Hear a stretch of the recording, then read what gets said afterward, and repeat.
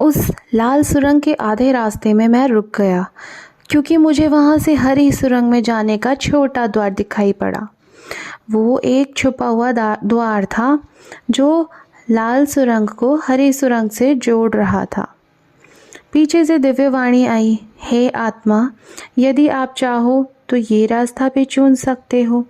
आधी लाल सुरंग और आधी हरी सुरंग से बना ये रास्ता आपको एक अलग जीवन में ले जाएगा। उस जीवन में आपको एक बहुत बड़ी पहेली के साथ जीना पड़ेगा। लाल सुरंग वाले जीवन में महिला मृत्यु शैया पर है और बाद में मर जाएगी। वहीं हरी रंग वाली सुरंग में महिला कभी मृत्यु शैया पर नहीं थी, वो स्वस्थ है और लंबे समय तक जीवित रहेगी। लाल सुरंग के बीच से होकर यदि हरी सुरंग में जाओगे तो आपको इस पहेली का सामना करना पड़ेगा कि ये चमत्कार कैसे हो गया।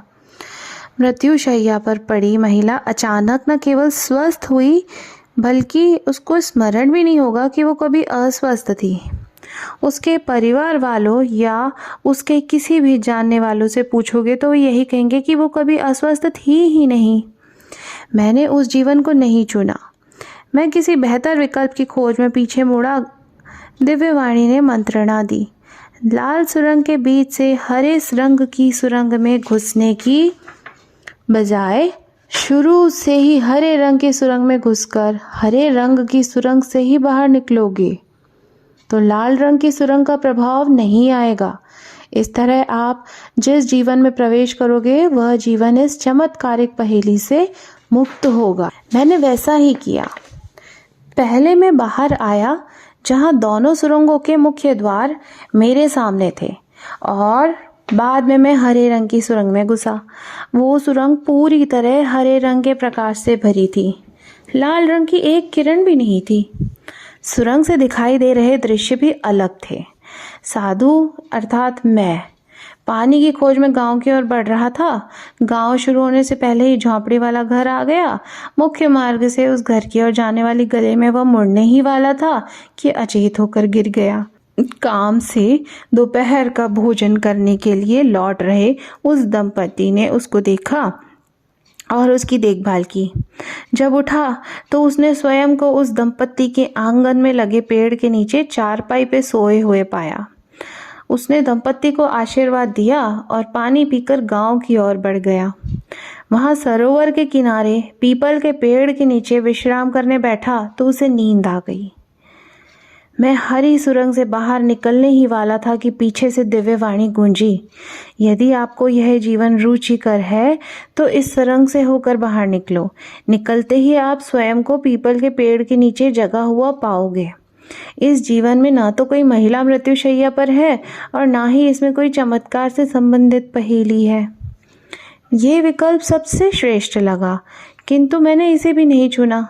मैं पीछे मुड़ा और सुरंग को पार करके उसके मुख्य द्वार से बाहर निकल आया। अब मैं पुनः उस स्वप्न जैसे दृश्य में खड़ा था। मेरी देह प्रकाश की बनी हुई थी। सामने था स्वर्ग जैसा श्वेत कोहरा और उसको पाटती दो सुरंगें, एक लाल और एक हरी। दिव्यवाणी पीछे से गूंजी, हे आत्मा, आपको जीवन में प्रवेश करने के लिए कोई एक सुरंग तो चुननी पड़ेगी। बताओ कौन सी चुनते हो, हरी अथवा लाल? मैंने उत्तर दिया, कोई भी नहीं, सभी जीवन भ्रम मात्र है। वे सब सृष्टि के मंच पर चल रहे नाटक मात्र हैं। मुझे किसी नाटक का भाग नहीं बनना है।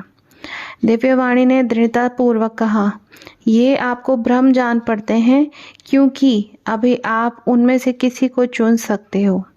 जैसे ही आप किसी एक को चुन लोगे और उसे जीने लगोगे, वो जीवन आपको कठोर सत्य लगेगा। ऐसा सत्य जिसको जीते हुए वास्तविक सुख और दुख अनुभव होता है। मैंने भी दृढ़ता से कहा, मैं सुख और दुख दोनों से मुक्ति चाहता हूँ। मैं जीवन और मरण दोनों से मुक्ति चाहता हूँ। मैं मोक्ष चाहता हूँ। दिव्यवाणी ने मुझे पीछे से मुड़ने को कहा। मैंने वैसा ही किया।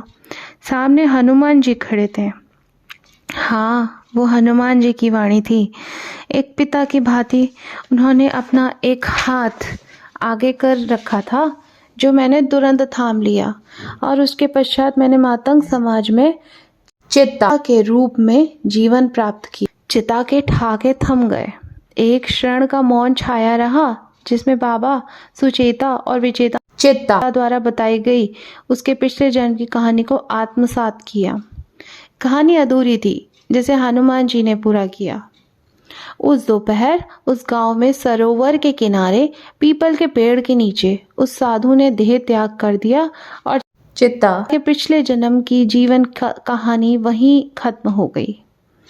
बाबा ने गहरी सांस छोड़ते हुए कहा, आपने पिछले जन्म के अंतिम दृश्य में चित्ता ने उस सुरंग वाली पहेली का सामना किया और इस जीवन में भी उसका वैसे ही एक पहेली से सामना हो रहा है।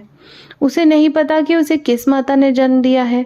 सुरंग वाली पहेली को तो उसने सुलझा लिया या केवल मौखिक रूप से सुलझाया था। उसे यदि वास्तविक बोध हो गया तो उसे नया जन्म लेना ही ना पड़ता। हनुमान जी मुस्कुराए। उनकी इस मुस्कुराहट में सहस्त्रों ग्रंथों का सार छिपा था।